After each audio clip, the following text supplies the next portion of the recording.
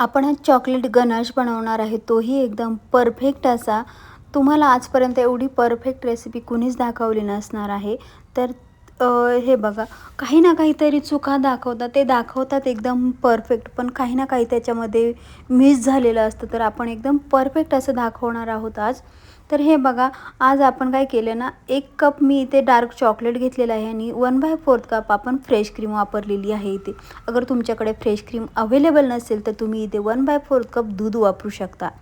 आणि हे बघा, डबल बॉयलरची मेथड वापरून आपण काय केलं ना, हे गनाश बनवणार आहे. हे बघा, इथे डार्क चॉकलेट आणि जे आपण क्रीम टाकलेली ते एकदम मेल्ट झालेली आहे दोन्हीही डबल बॉयलरची मेथड वापरून. अगर तुमच्याकडे मायक्रोवेव्ह असेल तर तुम्ही त्याच्यातही करू शकता. हे बघा, किती सुंदर असे गनास तयार झालेलं आहे. पण आपला जो गनास आहे एकदम डार्क झालेला आहे आणि आता आपल्याला त्याला काय करायचं, थोडंसं लाईट करून घ्यायचं आहे. कारण असं एवढं डार्क आपण जर चॉकलेटवर केकवर टाकलं ना, तर ते एवढं सुंदर दिसत नाही.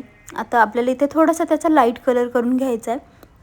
तर मी इथे तेल वापरलेलं आहे. मी साधं आपलं जे आपण कुकिंग करण्यासाठी तेल वापरतो तेच मी तेल वापरलं इथं. तुम्ही कोणतंही तेल वापरू शकता, इथं असं काही नाही आहे. आणि त्यामध्येच आपण त्याच चमच्याने आपण काय केलं ना, 2 चमचे इथे पाणी वापरलेलं आहे आणि 2 चमचे तेल.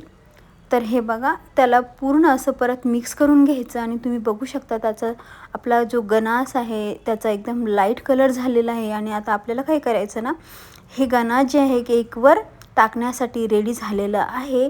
तर तुम्ही बघू शकता, जो आपला केकही मी ऑलरेडी तयार करून ठेवलेला होता पहिलाच.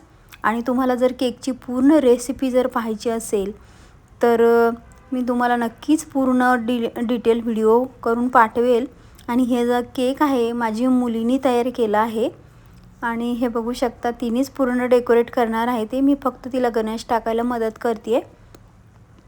आणि हे बघा, आपला जो गनास आहे तो पूर्ण मी टाकून घेतलेला आहे ह्याच्यामध्ये. आणि समोर केक पण बघा, तिनेच पूर्ण डेकोरेट केलेला आहे. कसा वाटला तुम्हाला मला कमेंट करून नक्की सांगा. आणि ह्या बघा, आपला जो गनास आहे पूर्ण केकवरती गेलेला आहे. आणि आपला जो केक आहे हा फायनल लुक आपल्या केकचा रेडी झालेला आहे. तर तुम्हाला कसा वाटला आपला हा केक, नक्की कमेंट करून सांगा. भेटूया नेक्स्ट व्हिडिओमध्ये. तोपर्यंत बाय बाय.